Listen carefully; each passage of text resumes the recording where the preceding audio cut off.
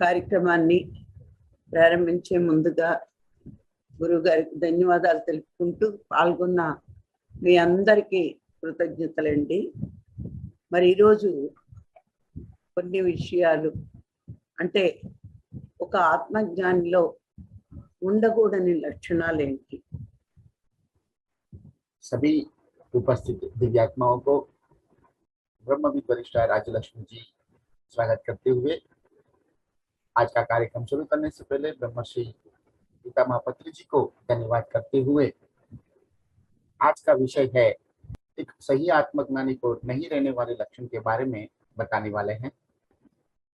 మరి అందరూ హాయిగా ఆనందంగా జీవించాలని కోరుకుంటారు. दुनिया में सभी लोग सुख से शांति से जीना चाहते हैं మరి అందుకోసమే ప్రయత్నం చేస్తూ ఉంటారు. और उसी के लिए प्रयत्न करते रहते हैं। మరి ధ్యానంలోకి రావడం కూడా దానికోసమే వస్తారు. ज्ञान में आने के लिए भी ज्ञान में भी उसी के लिए आते हैं। మరి అలాంటప్పుడు ఆ ఆనందం కావాలి అంటే ఎలా ఉండాలో తెలుసుకోవాలి. तो इसमें वह आनंद प्राप्त करने के लिए हमें कैसा रहना चाहिए उसके बारे में जानकारी प्राप्त करेंगे। మరి ఎలా ఉంటే ధ్యానం కుదురుతుందో తెలుసుకోవాలి. किस तरह से रहने से ध्यान में गहराइयों को प्राप्त कर सकते हैं वो जानना जरूरी है। దానికోసం మనం కొన్ని విషయాలు తెలుసుకుందాం. उसके बारे में कुछ और विषय के बारे में विस्तृत में चर्चा करेंगे। మరి మనకున్న కొన్ని కారణాల వల్ల ఆ ఆనందం సాధన చేసినా పొందలేకపోతున్నాం. हमारे पास कुछ लक्षण होने की वजह से साधना करने के पश्चात भी हम वो आनंद को प्राप्त नहीं कर पा रहे हैं। అవేంటో తెలుసుకుందాం. अभी उन लक्षणों के बारे में जानकारी प्राप्त करेंगे। ఒకటి అజ్ఞానం, पहला अज्ञान, రెండు అనుమానం, दूसरा अनुमान मतलब शक, మూడు అసూయ, तीसरा असूया, నాలుగు అహంకారం, चौथा अहंकार, ఐదు ఆడంబరాలు, 5 आडंबर, ఏడు అత్యాస. छठा अति आशा। మరి వీటి గురించి వివరంగా తెలుసుకుందాం. अभी हम इस विषय के ऊपर विस्तृत में जानकारी प्राप्त करेंगे। మొట్టమొదటిది అజ్ఞానం. पहला अज्ञान, అంటే మొట్టమొదటి అజ్ఞానం దేహమే నేనని అనుకోవడం. पहला अज्ञान मैं ही शरीर हूँ ऐसा भाव। ఇది మనకున్న మొట్టమొదటి అజ్ఞానం. ये हम में मौजूद पहला अज्ञान है। మరి ఈ అజ్ఞానం పోగొట్టుకోవాలి అంటే మన జీవితంలోకి గురువే రావాలి. इस अज्ञान को दूर करने के लिए हमारे जीवन में सद्गुरु का आना अनिवार्य है। గురువు వచ్చే వరకు మనం శరీరం అనుకుంటాం. गुरु आएंगे तब तक हम अपने आप को शरीर समझते हैं। మరి గురువు వచ్చాక నేను ఆత్మని అని తెలుసుకుని అజ్ఞానం పోగొట్టుకుంటాం. गुरु आने के बाद मैं आत्मा हूँ यह सोचकर अज्ञान दूर कर लेते हैं। మరి తర్వాతది అందరినీ చెడుగా చూస్తాం. हम सबको गलत भाव से देखते हैं। అందరూ వేరు వేరు అనుకుంటాం. सब अलग अलग है ऐसा समझते हैं। ఇది కూడా గురువు వచ్చాక అందరూ ఆత్మస్వరూపులే అని తెలుసుకుంటాం. यह भी सद्गुरु के आने के बाद सभी आत्मस्वरूप है यह बात समझ लेते हैं। అప్పుడు మనం అందరితోటి స్నేహంగా ఉంటాం. तभी हम सभी लोगों से मैत्री भाव से रह पाएंगे। ఇక తర్వాతి మిథ్యా వస్తువుల మీద ప్రీతి చెందుతాం వస్తువులు అంటే సత్యం కాని దాని మీద जो असत्य है उस तरह की चीजों के प्रति मोह छोड़ देते हैं। ఎలా అంటే वो इस तरह से है, ఈ ప్రపంచంలో అన్నీ కూడా నశించిపోయేవే दुनिया में सब कुछ नाश होने वाला ही है। భగవంతుడు ఒక్కడే నశింపు లేనిది भगवान ही अविनाशी है, కానీ మనందరము ప్రపంచంలో అన్ని వస్తువుల మీద ప్రీతి పెంచుకుంటాం लेकिन हम सब प्रापंचिक सभी वस्तुओं में प्रीति बढ़ा लेते हैं। మనము విగ్రహాన్ని చూసి భగవంతుడు అనుకుంటూ हम मूर्ति को देखकर भगवान समझते हैं, ఆయనకు కూడా వస్తువులు పెడతాం उनको भी कुछ वस्तुओं समर्पित करते हैं, అలంకరణలు చేస్తాం उनका अलंकार करते हैं। ఆ విగ్రహమే శాశ్వతం అనుకుంటూ ఉంటాం विग्रह ही शाश्वत है ऐसा सोचते हैं। మనము ఎన్ని అలంకరణలు ఎన్ని వస్తువులు పెట్టినా उस मूर्ति को हम कितना भी अलंकार करेंगे, कितनी भी वस्तुएं समर्पित करेंगे, ఆ విగ్రహం ఏమైనా కొంచెం డ్యామేజ్ అయితే यदि वह विग्रह वो मूर्ति थोड़ा भी टूट जाता है अथवा खराब हो जाता है, తీసి పక్కన పెట్టేస్తాం तुरंत ही उसे निकाल कर बाजू में रख देते हैं। మన అజ్ఞానం వల్ల భగవంతుడికి అలాంటి రావు అని తెలియదు हम में मौजूद अज्ञान की वजह से भगवान को इस तरह का कोई चीज डिस्टर्ब नहीं कर सकता है, ये बात हम नहीं समझते हैं। అది శిల నుంచి వచ్చింది కాబట్టే वो पत्थर से बना है, इसीलिए మరి అది పగిలింది అని తెలుసుకోవాలి वह खंडित हुआ है, यह बात हमें समझना चाहिए। భగవంతుడే అన్నిటినీ తయారు చేసినప్పుడు भगवान स्वयं ही सब कुछ जब बनाते हैं, ఈ సృష్టి అంతా ఆయనే సృష్టించినప్పుడు यह पूरी सृष्टि उनके ही द्वारा सृष्टि किया गया है, तब ఆయనకి उन्हें ఇంకా విరిగిపోవడం కరిగిపోవడం ఏముంటుంది अपने आप का टूटना और पिघलना ये सब कैसे संभव है। సృష్టించినవి నశిస్తాయి కానీ సృష్టికర్తకి నశింపు లేదు उनके द्वारा जो सृष्टि किया गया है वो नाश हो सकता है, लेकिन सृष्टिकर्ता कभी भी अविनाशी है।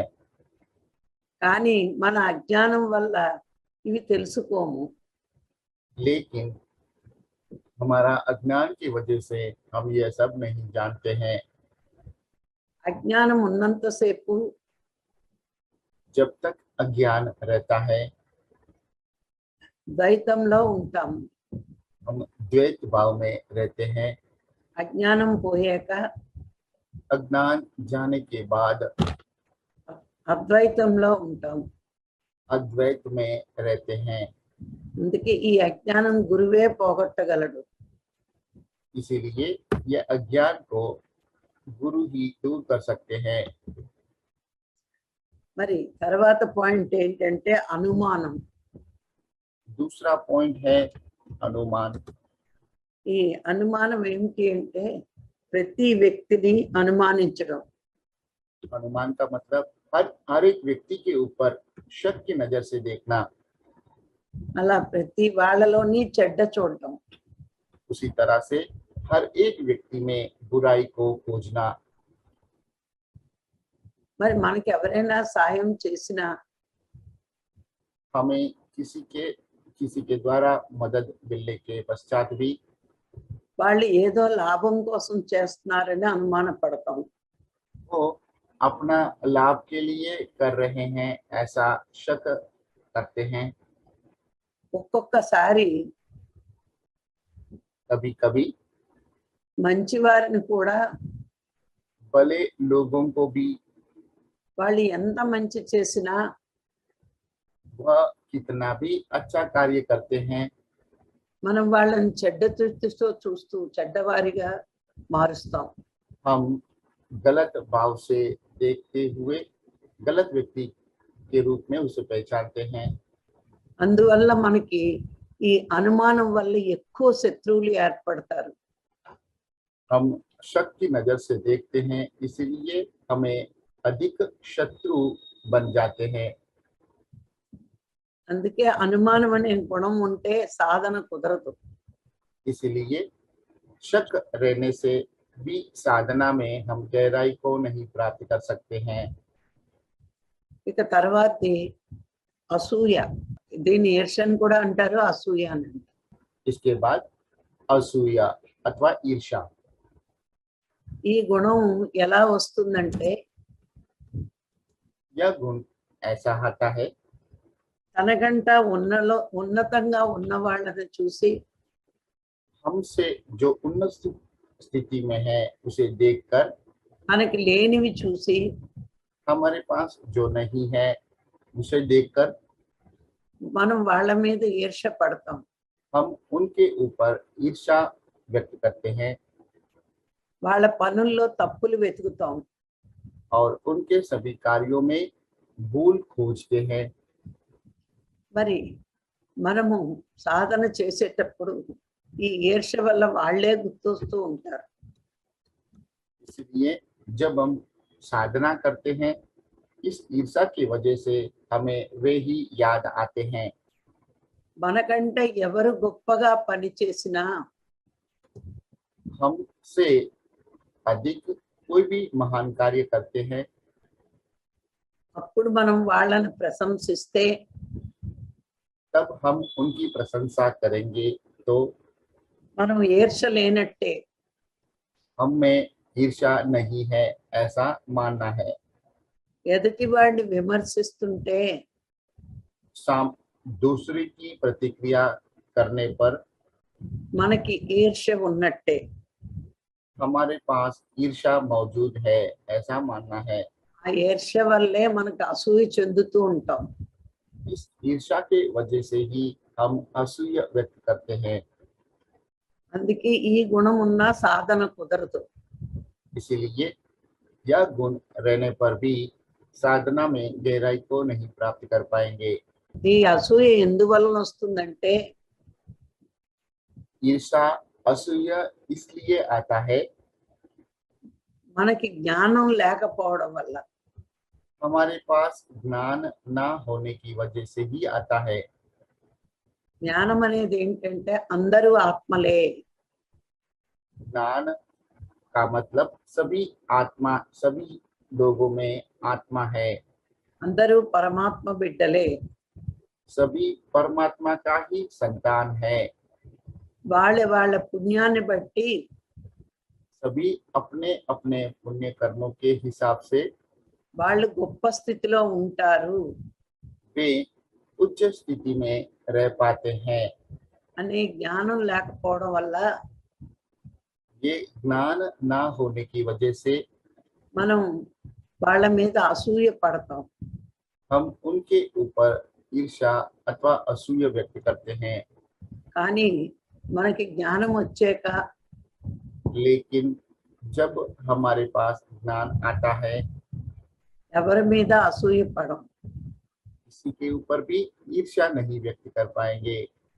ఇక తర్వాతి అహంకారం. इसके बाद अहंकार।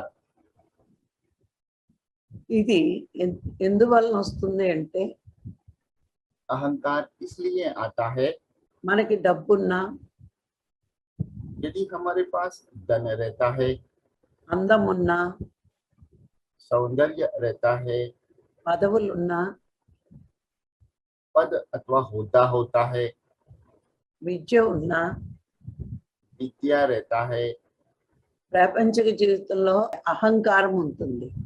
प्रापंचिक जीवन में अहंकार रहता है। దీనివల్ల ఎన్నో పాపకర్మలు చేస్తారు. इसके वजह से भी अनेक पाप कर्म करते हैं। తానొక్కడే గొప్పవాడినని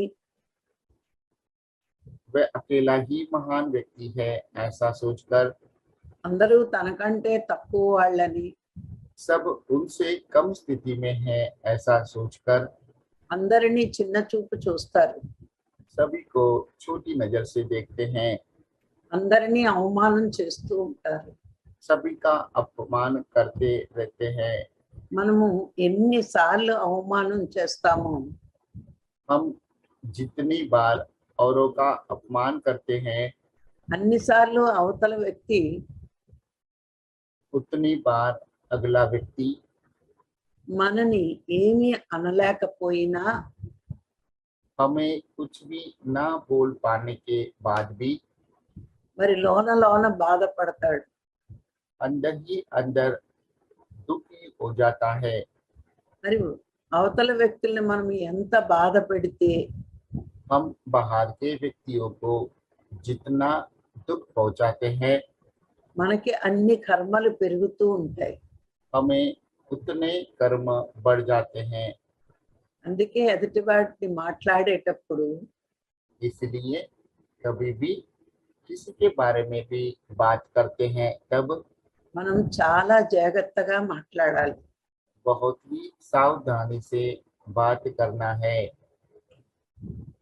ఈ అహంకారం ఎప్పుడు వస్తుంది అంటే यह अहंकार तब आता है అజ్ఞానం ఎక్కువగా ఉన్నప్పుడు వస్తుంది. जब हमारे पास अज्ञान अधिक रहता है तब आता है। నేను నాది అనే భావన ఉన్నప్పుడు వస్తుంది. मेरा और मैं ऐसे भाव में रहते हैं तब आता है। వాళ్ళు ఆత్మని చూడరు, శరీరాలను చూస్తారు.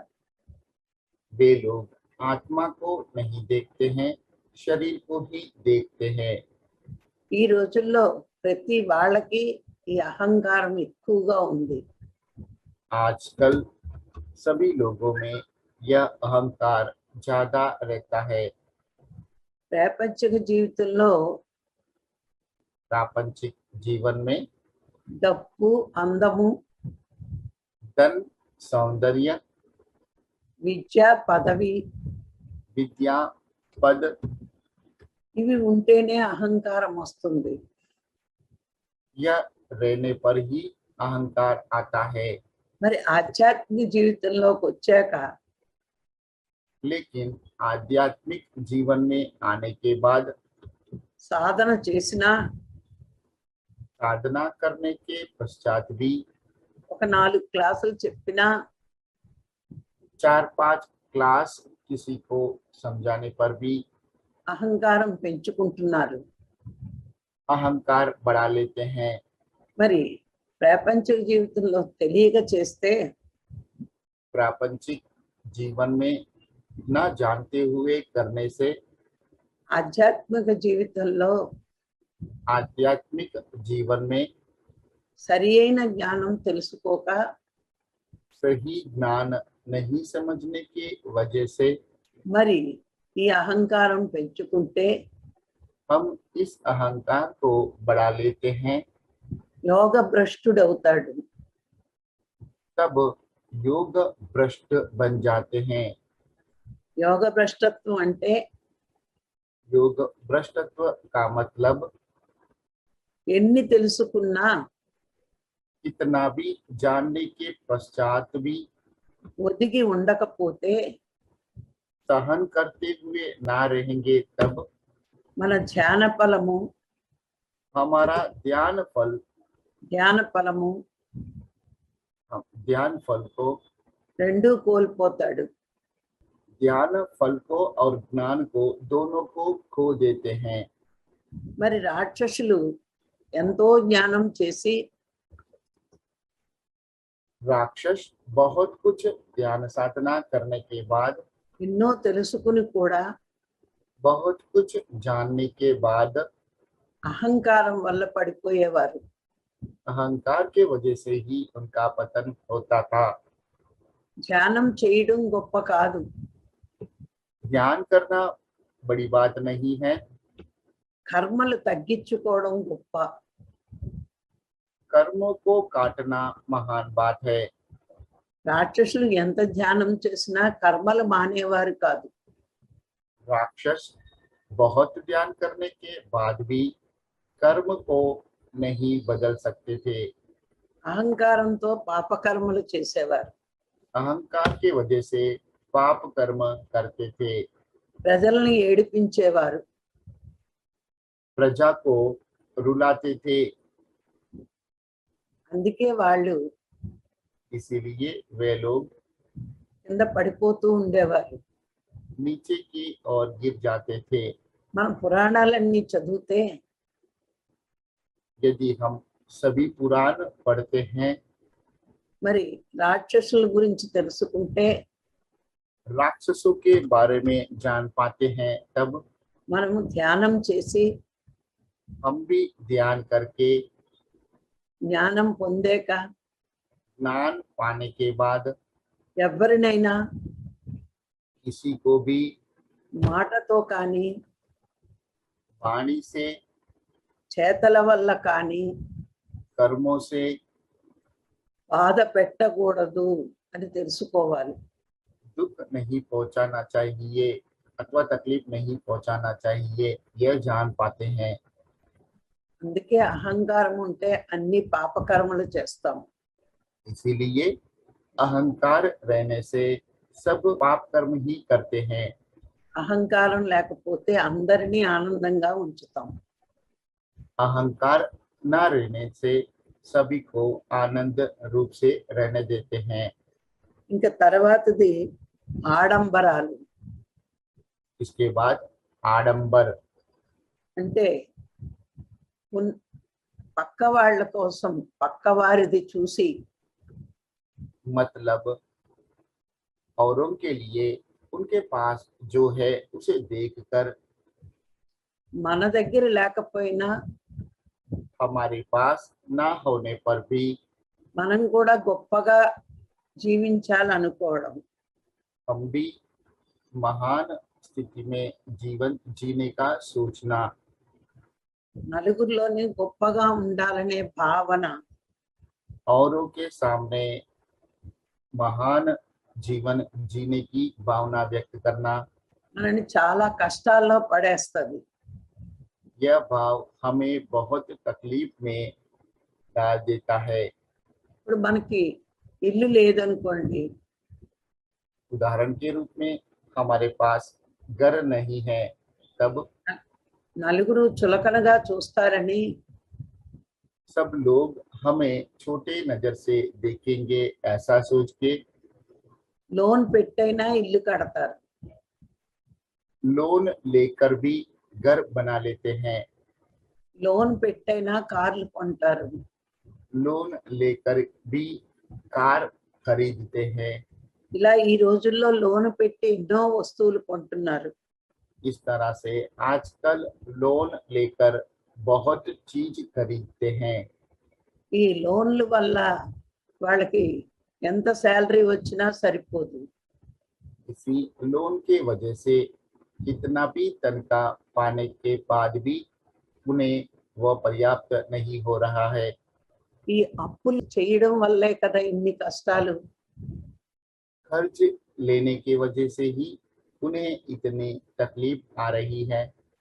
పక్క వాళ్ళు గొప్పగా అనుకోవాలని ఇలాంటి ప్రయత్నాలు చేసి आजू बाजू वालों के नजर में महान है ऐसा बताने के लिए प्रयत्न करते हैं మనము చాలా కష్టాల్లో పడతాం.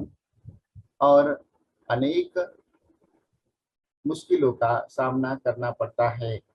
ఆ లోన్ కట్టకపోతే ఉన్నవి కూడా పోతాయి. यदि हम लोन भरपाई नहीं कर पाते हैं तो जो हमारे पास मौजूद है वह भी चला जाता है।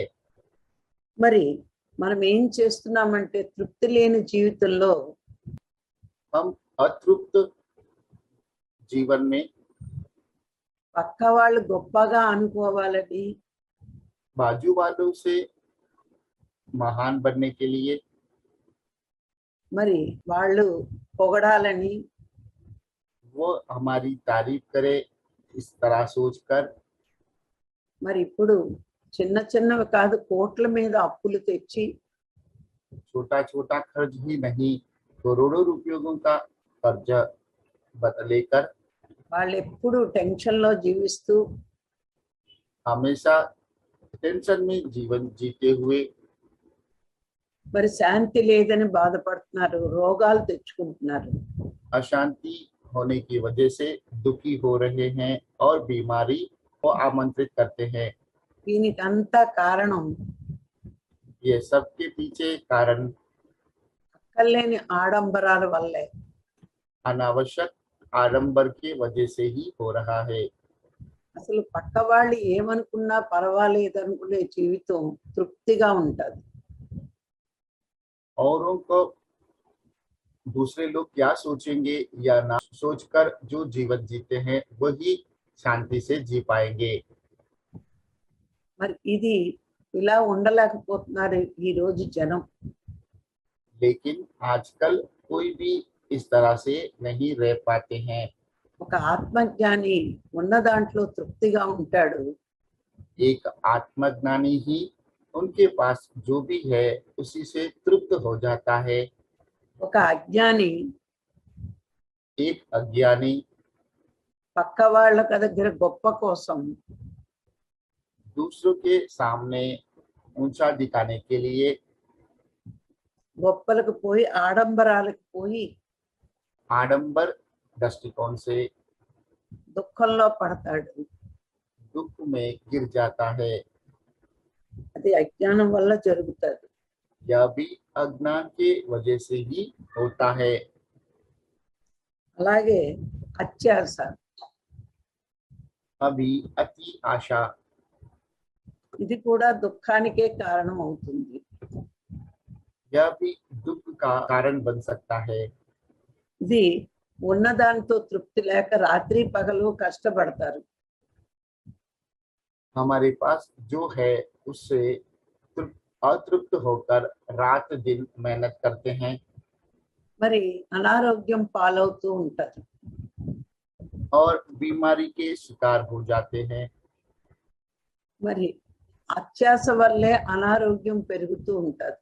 अति आशा के वजह से ही बीमारियों को आमंत्रित करते हैं।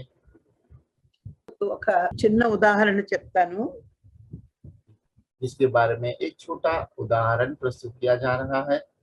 నేను ఒక ఊరు క్లాస్కి వెళ్ళాను. माताजी एक बार एक गांव में क्लास लेने के लिए गए। ఒక ఆయన నా దగ్గరికి వచ్చి एक व्यक्ति उनके पास आकर నాకు బీపీ షుగర్ చాలా ఎక్కువ ఉన్నాయండి, मुझे बीपी और शुगर बहुत ज्यादा बढ़ गया है, మరి ఇవి తగ్గాలంటే నేను ఏం చేయాలి అన్నారు. मुझे इसे कम करने के लिए क्या करने की आवश्यकता है। బీపీ షుగర్ అన్నవి మనసు ప్రశాంతంగా లేని వాళ్ళకి వస్తాయి. बीपी शुगर जिनका मन प्रशांत नहीं है ऐसे लोगों को ही आता है। మరి మీకు ఈ రెండు రావడానికి మీ మనసు ఎందుకు ప్రశాంతంగా లేదు అన్నారు. यह दोनों बीमारी आपके पास है तो आपका मन क्यों शांत नहीं है। మరి మీ వ్యాపారం ఏంటి అని అడిగాను. तो माताजी ने उनको पूछा आपका व्यापार क्या है। అంటే వాళ్ళకి గ్రానైట్ మైన్స్ ఉన్నాయి. उनके पास ग्रेनाइट के गन है। ఆ మైన్స్ లోని మిషన్స్ రాత్రి పగలు తిరగాలి. तो ग्रेनाइट को जहां से वो खोद के निकालते हैं वहां पे रात दिन एक करके मशीन से वो निकालते हैं। ఈయన ఒక్క క్షణం కూడా మిషన్లు ఆపడు. वह व्यक्ति एक पल भी मशीन को बंद करके नहीं रखता था। అవి ఆపితే ప్రోడక్ట్ తగ్గిపోద్ది అనుకుంటాడు. मशीन को बंद करने से प्रोडक्शन कम हो जाएगा ऐसा सोचता था। మరి ఎప్పుడు ఆ బిజినెస్ లో ఉండి టెన్షన్ తెచ్చుకుని రోగం తెచ్చుకున్నాడు. हमेशा उसी बिजनेस में व्यस्त रहते हुए बीमारी को आमंत्रित किया। మరి అప్పుడు ఆయన అన్నాడు ఆపడానికి కుదరదండి అన్నాడు. तो माताजी के पूछने पर उन्होंने प्रत्युत्तर दिया कि उसे रोकना संभव नहीं है। నేను కనీసం రోజుకి ఒక్క గంట అయినా ధ్యానం చేయండి మిషన్ ఆపి అన్నాను.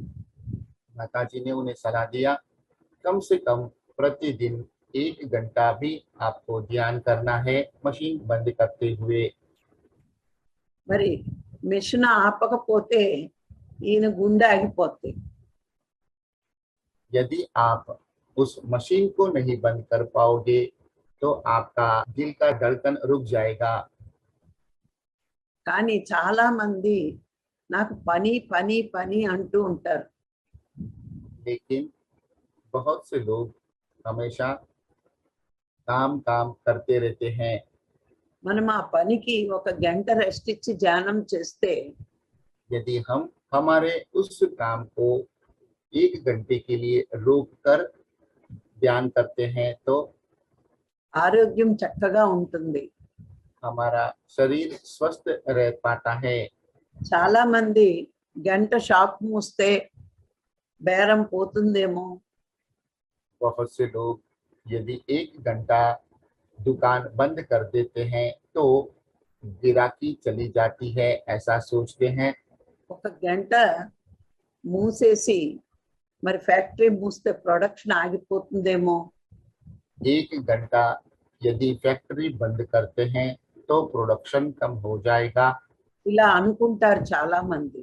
ऐसा सोचते रहते हैं। కానీ ఎంజాయ్ చేయడానికి ఆపితే నష్టం జరుగుతుంది. लेकिन एंजॉय करने के लिए यदि रोकते हैं तो नुकसान होता है। కానీ ధ్యానానికి ఆపితే यदि ध्यान करने के लिए रोकते हैं तो కానీ రెట్టింపు లాభం వస్తుంది. उससे दुगना लाभ हो सकता है। ధ్యానం అనేది భగవంతుడికి చేరే మార్గం. ध्यान भगवान तक पहुंचने का मार्ग है। ఎంజాయ్మెంట్ అనేది భగవంతుడికి దూరం అయ్యే మార్గం. एंजॉयमेंट भगवान से दूर करने वाला मार्ग है। కానీ మానవుడు అత్యాశతో लेकिन मानव अति आशा के वजह से మరి రోగాలు తెచ్చుకొని बीमारी का शिकार होते हुए మృత్యువుకి దగ్గర అవుతున్నాడు. मृत्यु के निकट पहुंच जाता है।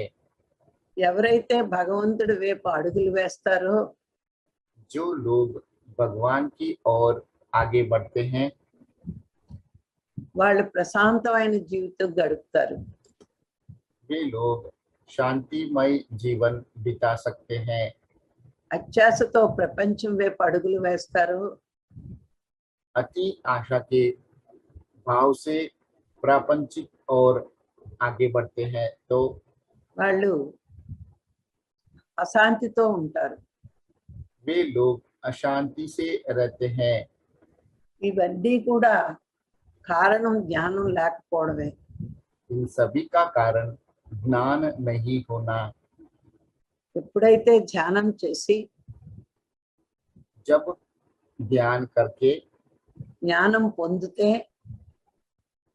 ज्ञान प्राप्त करते हैं ఈ అజ్ఞానము यह अज्ञान మరి అనుమానం, और अनुमान, అహంకారం, अहंकार, అసూయ, असूया, ఆడంబరాలు, आडंबर, అత్యాశ పోతాయి.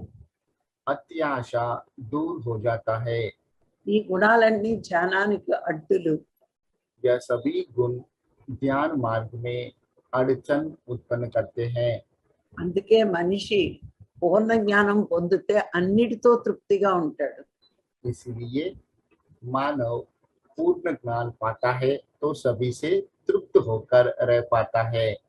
ఈ మనం జీవిస్తున్న జీవితాన్ని हम जो जीवन जी रहे हैं మనము ఆ జీవితాన్ని భగవంతుడిచ్చిన ప్రసాదంగా భావించాలి. उसे भगवान के द्वारा दिया गया प्रसाद मानकर स्वीकार करना है। అలా జీవించగలిగి సాధన చేస్తే यदि इस तरह से जीवन जीते हुए साधना करेंगे तो ఎప్పుడూ ఆనందంగా ఉంటాం. हमेशा आनंदित होकर रह पाएंगे। ఎప్పుడు కూడా మనం సాధన చేస్తూ కోరికలతో ఉంటే మన కోరికలన్నీ కూడా మనని ప్రపంచం వైపు తీసుకెళ్ళిపోతాయి. हमेशा हम गलत भाव से साथ प्रापंचिक भाव से अनेक इच्छाओं को व्यक्त करते हुए साधना करेंगे तो वह हमें प्रापंचिक और ले जाता है। మనము కోరికలు లేకుండా ధ్యానం చేస్తూ ఉంటే, यदि हम कोई भी इच्छा के बिना ध्यान करते हैं तो మన ప్రతి శ్వాస हमारा हर एक श्वास అమృతంగా మారి अमृत बनकर మన శరీరం చక్కని ఆరోగ్యంగా ఉంటుంది. हमारा शरीर स्वस्थ रूप से रहता है।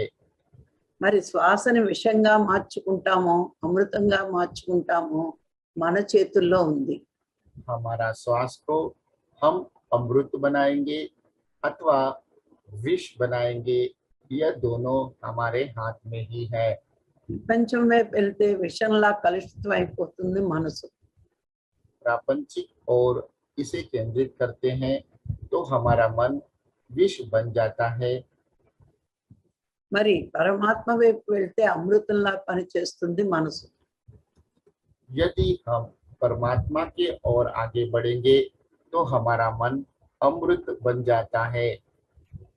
అందుకే ధ్యానం చేసేవాళ్ళు ఎప్పుడూ ఆనందంగా ఉంటారు. इसीलिए ध्यान करने वाला हमेशा आनंदित रहता है। మరి ఇది తెలుసుకుంటూ ఎప్పుడూ సాధన చేస్తూ తృప్తితో జీవించాలి.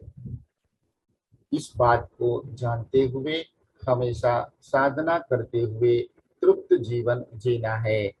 మరి ఈ రోజు ఈ అవకాశం ఇచ్చిన మీ అందరికీ మరొక్కసారి ధన్యవాదాలు.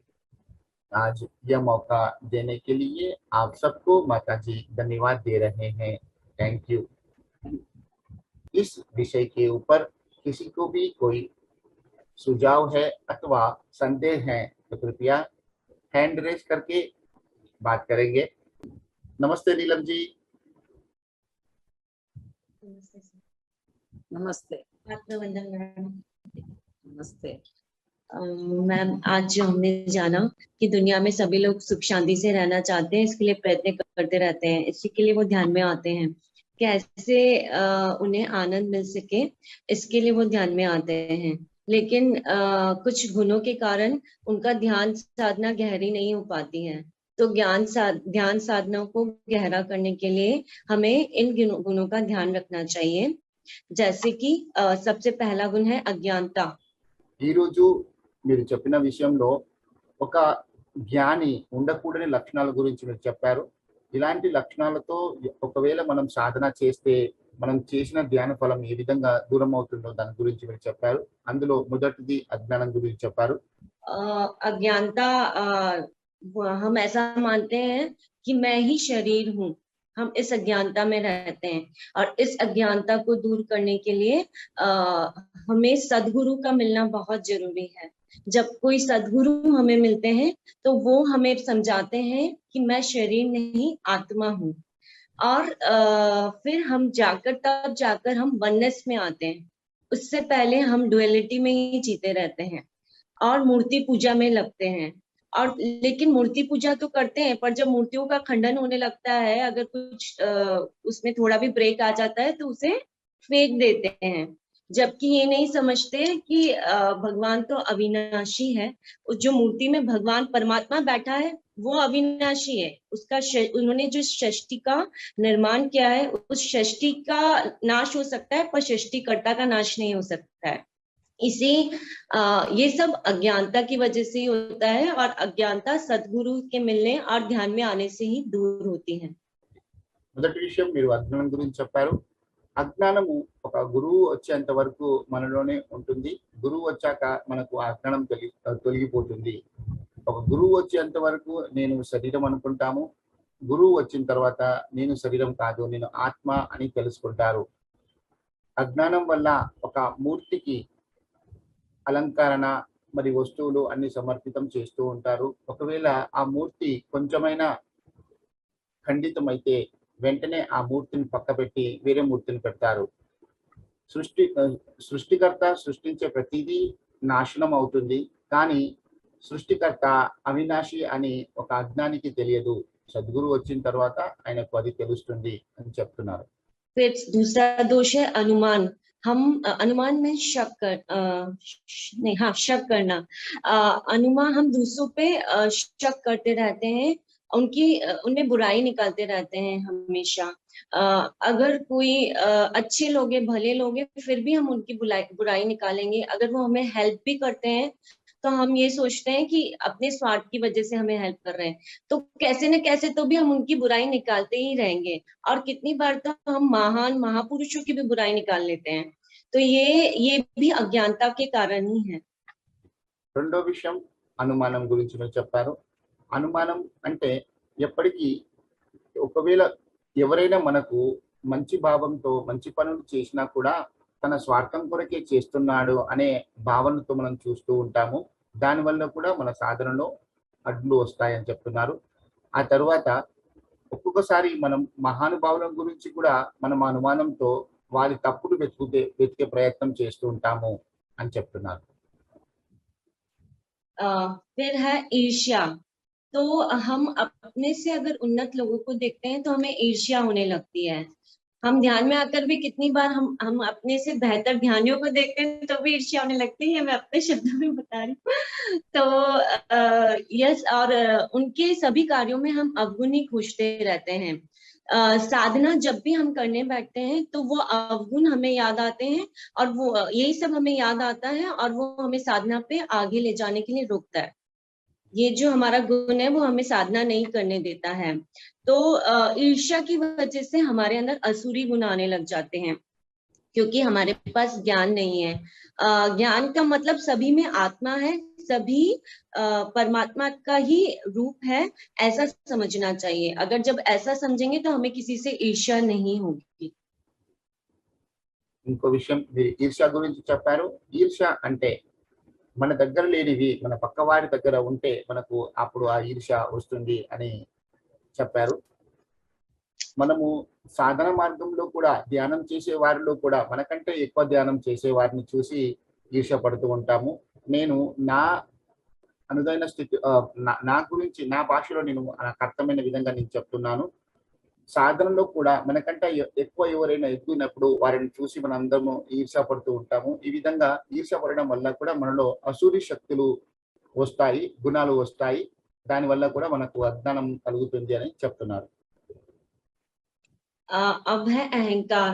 अहंकार इसलिए आता है जब हमारे पास में कुछ पावर्स आ जाती है, लाइक सौंदर्य, धनी लोग को धन का अहंकार आ जाता है, ज्ञानियों को ज्ञान का अहंकार आ जाता है, विद्या है तो विद्या का अहंकार आ जाता है। हम अपने आप को बहुत ही महान समझने लगते हैं, और जो हमसे कम है हम ये समझते हैं कि बाकी सब हमसे कम है और हम ही सब कुछ है। ऐसा अहंकार करके हम दूसरों को अपने वाणी और कर्मों से दुखी पहुंचाते हैं। हालांकि वो दूसरे हमें कुछ बोलते नहीं है, पर अंदर से वो दुखी हो जाते हैं। अगर हम किसी को दुख दे रहे हैं मतलब कि हम अज्ञानता में हैं, और हमें असुरी गुण है। हम ये समझते हैं कि हम आत्मा नहीं शरीर है, और इसी गुण की वजह से हम अहंकार में आ जाते हैं। सिर्फ अभी देखा जाए तो सबसे ज्यादा लोग इसी अहंकार में ही जी रहे हैं, बल्कि आध्यात्मिकता में आने के बाद भी ये अहंकार जाता नहीं है। तो इस अहंकार को दूर करने के लिए भी हमें ध्यान में आना चाहिए।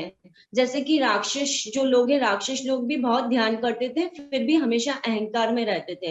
इस चक्कर में वो दूसरों का नुकसान करते रहते थे हमेशा। तो हमें राक्षसी गुणों को देखना चाहिए, और देखना चाहिए कि उनका इतने ज्ञानी होने के बाद भी उनका पतन ही हुआ है। तो हमें ध्यान करके ये अहंकार दूर करना चाहिए और ज्ञान सीखना चाहिए। ఇంకో పాయింట్, మీరు అహంకారం గురించి చెప్పారు. అహంకారము ఎక్కువ ధనం ఉన్నప్పుడు, విద్య ఉన్నప్పుడు, సౌందర్యం ఉన్నప్పుడు అది మనకు ఉంటుంది. అహంకారం ఉన్నవారు నేను శరీరం కాదు, నేను ఆత్మ అని అనుకుంటారు. అహంకారము వల్లనే రాక్షసులు ఎక్కువ ధ్యానం చేసినప్పటికీ కూడా వారు పతనం అయ్యారు. ఎన్ని రాక్షసులు కూడా ఎంతో ధ్యానం చేసి ఎంతో జ్ఞానాన్ని పొందినాక కూడా ఈ అహంకారం వల్లే వారి యొక్క పతనం అయ్యింది అని చెప్తున్నారు. अब है आडंबर। आडंबर मीन्स अगर जो हमारे पास में है उससे खुश नहीं है। हमारे आजू बाजू के लोगों को अपने आप को महान दिखाने के लिए हमें हर चीज चाहिए, तो हम हर चीज चाहे हमारे पास में वैसा है नहीं लेने को, फिर भी हम अननेसेसरी लोन ले लेकर हम घर बनाएंगे, कार लेंगे, जो भी महंगे सामान है वो लोन के थ्रू लेंगे। और इस चक्कर में कितनी बार ऐसा होता है कि हम करोड़ों करोड़ों रुपए का लोन ले लेते हैं और फिर उस चिंता में घिरे रहते हैं कि अब इसको चुकाएंगे कैसे। तो सब कुछ होते हुए भी फिर भी हम शांति से रह नहीं पाते हैं। इतना लोन ले लेते हैं कि चिंताओं में घिरे रहते हैं और फिर बीमारियां लग जाती है हमें। तो ये जो आडंबर है ये भी हमें साधना करने नहीं देता है। तो इस अवगुण को दूर करने के लिए भी हमें ज्यादा साधना करके और ज्ञान बढ़ाना चाहिए। దాని తర్వాత మీరు ఆడంబరం గురించి చెప్పారు. ఇతరుల ముందు మనం గొప్పవారు అనిపించుకోవడం కొరకు మనం కొన్ని పనులు చేస్తూ ఉంటాము. ఫర్ ఎగ్జాంపుల్ గా మన దగ్గర డబ్బు లేకున్నా కూడా మనం ఎక్కువ లోన్ తీసుకొని అందరికీ చూపించడం కొరకు ఇల్లు కట్టుకుంటాము, అందరికీ చూపించడం కొరకు కార్ తీసుకుంటాము. మరి ఇలా కోట్ల రూపాయల అప్పు తీసుకొని మరి సమయానికి మన లోన్ కట్టపోని పరిస్థితులలో మనము అశాంతికి గురి అవుతా ఉంటాము అని చెప్తున్నారు. अब है अति आशा।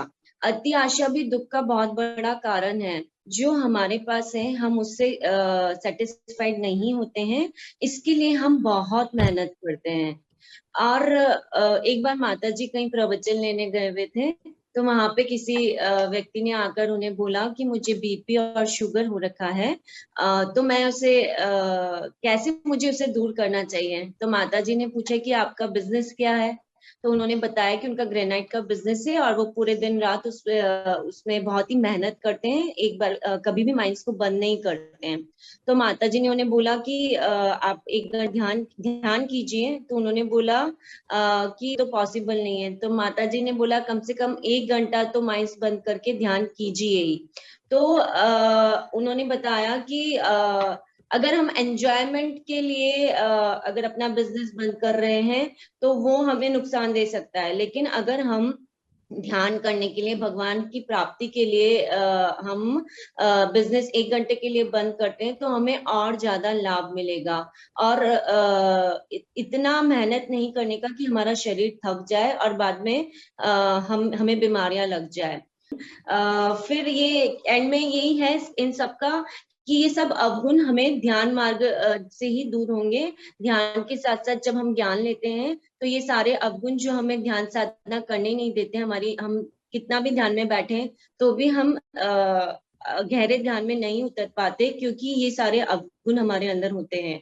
और अगर ये अवगुण हमारे से दूर हो जाते हैं और हम भगवान की प्राप्ति के लिए ध्यान करते हैं तो हमारी जो श्वासें हैं वो अमृत बन जाती हैं। लेकिन अगर हम प्रापंचिक जगत के लिए आगे बढ़ते हैं तो जो हमारी श्वासें हैं वो विष बन जाता है। तो ये हम पर है कि हमें उन्हें अमृत बनाना है या विष बनाना है। अमृत बना के स्वास्थ्य लाभ प्राप्त करना है और आनंद से इस जीवन को निकालना है, तो हमें तीव्र साधना करते हुए, ज्ञान की प्राप्ति करते हुए परमात्मा की तरफ आगे बढ़ना पड़ेगा। Thank you so much. చివరి పాయింట్ అతి ఆశ గురించి చెప్పారు. దాంట్లో ఎగ్జాంపుల్ కొరకు మీరు ఒక రోజు ఒక ఊరికి ఒక క్లాస్ తీసుకొని వెళ్ళినప్పుడు ఒక వ్యక్తి మీకు కలిసి తనకున్న రోగాల గురించి చెప్పారు. మరి ఆయనకు బీపీ షుగర్ ఎక్కువ ఉందని చెప్పారు. అప్పుడు మీరు అడిగారు, మరి బీపీ షుగర్ ఉండడం కొరకు మీ మనస్సు అశాంతి ఉండడం వల్ల ఇలా జరిగింది, మరి మీరు ఏం చేస్తూ ఉంటారు అని చెప్తే ఆయన గ్రేనైట్ గనులు వారికి ఉన్నాయని, మరి రోజంతా ఒక్క క్షణం కూడా మషిన్ ఆపకుండా ఆ గనుల నుండి ఆ గ్రేనైట్ ను తీస్తూ ఉంటారు అని వారు చెప్పారు. మరి 1 గంట అయినా కూడా మీరు ఆ మషిన్ బంద్ పెట్టి ధ్యానం చేస్తే మీ మనస్సు శాంతం అవుతుంది, దానివల్ల మీకున్న రోగాలు నయం చేసుకుంటారని మీరు చెప్పారు.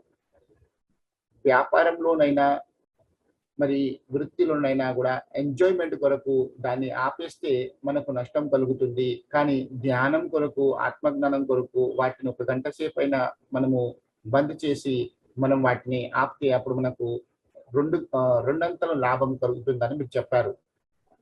దీని తర్వాత కూడా మీరు ఈ ఇన్ని అవగుణాలు వలనే మనం ధ్యానం ఎంత చేసినా కూడా వాటి లాభం అనేది మనకు ఉండటం లేదు. మన దగ్గర ఉన్న శ్వాస దానిని ధ్యానం కొరకు మరి మనము ఒకవేళ కేటాయిస్తే అది అమృతం అవుతుంది. మరి మన మనసును ప్రాపంచిక విషయాలపై మనం కేంద్రితం చేస్తే అప్పుడు అది విషం అవుతుంది. కాబట్టి మనము మన మనసును ఎప్పటికీ కూడా శ్వాస మీద కేంద్రితం చేసి తీవ్ర ధ్యాన సాధన చేస్తేనే మనలో ఉన్న ఈ అవగుణాలన్నీ తొలగిపోతాయి. అప్పుడే మనం చేసిన ధ్యానానికి ఫలితం మనకు దక్కుతుందని మీరు చెప్పారు అని చెప్తున్నారు. Thank you Neelima. Thank you Neelam ji, बहुत ही अच्छे से आपने समराइज किया, धन्यवाद। तो अभी हम यह हिंदी सेशन को यहाँ पे समाप्त करते हैं। मिलते हैं कल सुबह के ब्रह्म मुहूर्त और गुरु जी का विशेष संदेश के लिए। तब तक हम आपसे रजा लेते हैं। धन्यवाद। Thank you, thank you, thank you.